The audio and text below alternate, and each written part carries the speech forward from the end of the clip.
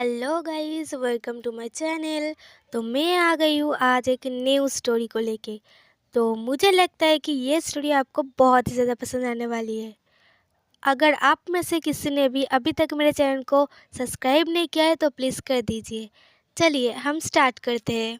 तो कहानी की शुरुआत में हम देखते हैं कि यहाँ पे लिखा हुआ होता है कि टेरेसा एम्पायर की सबसे खूबसूरत लड़की कौन है।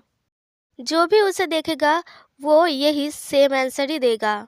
उसके बाद हमें एक गार्डन का सीन दिखाया जाता है जो कि बहुत ही ज़्यादा खूबसूरत होता है। और फिर हम देखते हैं कि एक बहुत ही सुंदर लड़की वहाँ पे बैठ के चाय पी रही होती है। और हमें बताया जाता है कि सब कहते हैं ड्यूक वर्मा की बेटी और अचीस कार्लेल इरियाना लिली थी यहाँ की सबसे ज़्यादा सुंदर लड़की है। वो एक बहुत ही बुरी लड़की है जिसको ड्यूक कार्लेल के फैमिली में कोई भी पसंद नहीं करता। वो स्पेशली अपने हस्बैंड को ज़्यादा हेट करती है और उनके बारे में थोड़ा सा भी नहीं सोचती है। वो ड्यूक कार्लेल, पार्विन कार्लेल इनका नाम है। तभी हम देखते हैं कोई बोलता है कि अगर ऐसा है कि आपका और डचिस का अच्छा रिश्ता नहीं है तो फिर आप हमसे बोल सकते हैं, हम कुछ करेंगे। और तभी वो आदमी जो कि अपने गाल में हाथ रखे हुए बैठा हुआ होता है वो बोलता है, मुझे लगता है तुम्हें इरियाना से पूछना चाहिए। ये वही है जो मुझे अवॉइड करती है। फिर वहाँ के जो एल्डर्स होते हैं वो एरियाना के चेहरे को याद करते हैं। यार देखो कितना गंदा इंप्रेशन है। तभी उनमें से एक एल्डर बोलते हैं, हर कोई हर हाइनेस के टेम्पर को नहीं झेल सकते। हमें एम्पायर के पास एक पिटीशन सबमिट करना चाहिए ताकि वो आप दोनों के डिवोर्स करा सके और आपके लिए एक नया फियांसे ढूंढ सके। मैं श्योर हूँ हमारे जो मैजेस्टी है वो ज़रूर अग्री करेंगे। तभी हमारा जो ड्यूक होता है परवीन वो बोलता है, एक मैरिज कॉन्ट्रैक्ट को तोड़ना बहुत ही ज़्यादा बुरा माना जाता है। अभी भी 1 साल बचा है हमारी शादी को और तुम चाहते हो कि मैं इस शादी को तोड़ दूँ, इस एग्रीमेंट को तोड़ दूँ और एक वर्ड लेके आऊँ। तभी एक एल्डर बोलते हैं, पर आपको जितना जल्दी हो सके उतना जल्दी एक हायर को लाना ही पड़ेगा। हर जनरेशन में कार्लेल फैमिली 25 ईयर के बाद हार्डली हायर पैदा कर सकते हैं। आपको 25 के होने से पहले ही एक हायर को लाना ही पड़ेगा और आप तो ऑलरेडी 25 के हो चुके हो।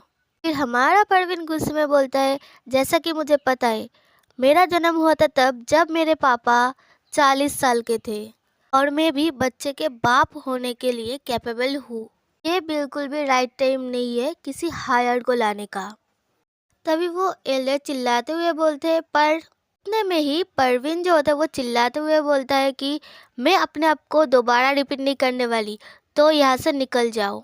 फिर हम देखते हैं गार्डन में एक लड़की खड़ी हुई होती है और कुछ लोग होते हैं और वो लोग फुसफुसाते हुए बोलते हैं कि पता नहीं डचिस क्या चाहती है, मुझे तो चिंता हो रहा है। और फिर दूसरे एल्डर बोलते हैं, मुझे तो लगता है कि वो बर्मा से रिच कलेक्ट करने के बारे में फिर से बोलेंगे, ये बहुत ही फेमस है। वही दूसरी तरफ दूसरा आदमी बोलता है कि मुझे नहीं पता कि हिज हाईनेस क्यों इनके गंदे बिहेवियर को टॉलरेट करते हैं। अभी हम देखते हैं जो लड़की होती है इरियाने, वो उन लोगों को घूरती है और बोलती है, क्योंकि यहाँ पे कुछ है जो तुम लोग मेरे लिए कर सकते हो। और वो बूढ़ा आदमी सोचता है, मुझे पता था। और तभी इरियाने कुछ बोलते हैं और वो लोग चौंक जाते हैं और बोलते हैं कि माफ़ कीजिए। और फिर इरियाने बोलती है, मैंने कहा वर्मा में कोई भी गोल्ड नहीं भेजा जाएगा। टेरेसा एम्पायर को डरने की ज़रूरत नहीं है। अब से मैं उसका पैसा ज़्यादा खर्च नहीं करने वाली। वो एल्डर्स घबराते हुए बोलती है, जैसा आप चाहे योर हाइनेस। और मन में सोचती है कि अभी योर हाइनेस अपने सही दिमाग में कैसे आ गए। और हम देखते हैं जो इरियाने होती है वो बहुत ही डरावने तरीके से हंस रही होती है।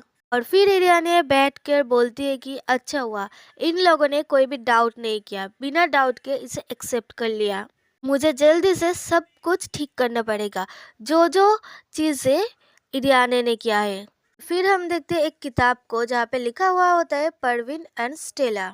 और तभी वो बोलती है कि तभी मैं ज़िंदा रह पाऊँगी ओरिजिनल स्टोरी से दूर जाके। अभी हम देखते हैं एक लड़की एक सुपरमार्केट में काम कर रही होती है और काम के दौरान वो एक किताब पढ़ रही होती है और तभी वो बोलती है, कोई कस्टमर आती है, एक्सक्यूज़ मी, और वो बोलती है हाँ। पता चलता है कि वो एक सिंगर है और पार्ट टाइम जॉब भी करती है अपने सरवाइव के लिए। कभी कभी मैं देर रात तक या सुबह तक काम करती हूँ, इसी वजह से जब भी मेरी आंखें खुलती है तो मैं हॉस्पिटल में होती हूँ ज़्यादातर टाइम। और फिर हम देखते हैं कि वो बेहोश हो जाती है। फिर बोलती है पर वो दिन थोड़ा अलग था।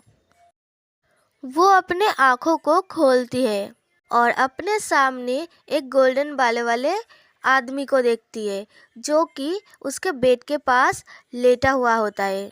और फिर वो सोचती है कि हाथों में हाथ डाले हुए पूरे हाथ तक जो स्लेव है उसके और अनबटन किए हुए उसके जो शर्ट है और बहुत ही सुंदर गोल्डन कलर के हेयर है। एक अनजान आदमी मेरे बिस्तर के किनारे पे सो रहा है। वो थोड़ी सी घबरा जाती है और शर्मा भी जाती है। तभी वो आदमी जाग जाता है और जो लड़की होती है वो घबरा जाती है और वो तुरंत लेट जाती है और वो सोचती है कि मैं डेफिनेटली अपने काम पर थी, तो फिर मैं अचानक से इस बेड पे कैसे सो रही हूँ और ये आदमी कौन है, आखिर यहाँ पे हो क्या रहा है। और तभी हम देखते हैं कि वो जो आदमी होते हैं वो चादर को हटाते हैं उस लड़की के चेहरे से और उसके माथे पे हाथ फेरते हैं और बोलते हैं कि जाग जाओ, मैं बस इतना ही कह सकता हूँ, प्लीज़। वो लड़की सोचती है एक बार ये यहाँ से चला जाए फिर मैं ये ढूंढूंगी कि मैं यहाँ पे क्या कर रही हूँ, और फिर उसे किस कर देता है। फिर वो लड़का थोड़ा सा घबरा जाता है और बोलता है इरियाने। और वो लड़की सोचती है क्या क्या इसने अभी मुझे इरियाने बुलाया, और फिर अपने आँखों को बंद करते हुए ये सोचती है कि ये सब एक सपना ही होगा। तभी हम देखते हैं एक फिजिशियन होता है जो कि बोलता है हर हाईनेस अपने अच्छे हेल्थ में है, और नौकरानियाँ बोलती है ओ माय गॉड ये तो बहुत ही अच्छी बात है। तभी एक नौकरानी आगे आते हुए बोलती है योर हाईनेस आप उठ गई। और तभी वो लड़की जल्दी से बिस्तर से उतरते हुए ये सोचती है कि वो लड़का जिसको मैंने बेहोश होने से पहले देखा था वो मुझे इरियाने बुला रहा था, और ये लोग जो मुझे अभी योर हाइनेस बुला रहे हैं, इसका मतलब है कि मैं।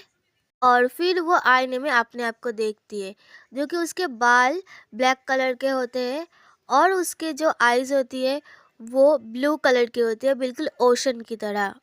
और फिर सोचती है कि मैं एक विलन हूँ इस नॉवेल की, इरियाने लिलिथ। सो बाय बाय गाइस, मिलते हैं नेक्स्ट पार्ट में। तो आप लोग प्लीज़ मेरे चैनल को सब्सक्राइब कर लीजिए और मेरे वीडियो को लाइक कर दीजिए प्लीज़ गाइस। बाय।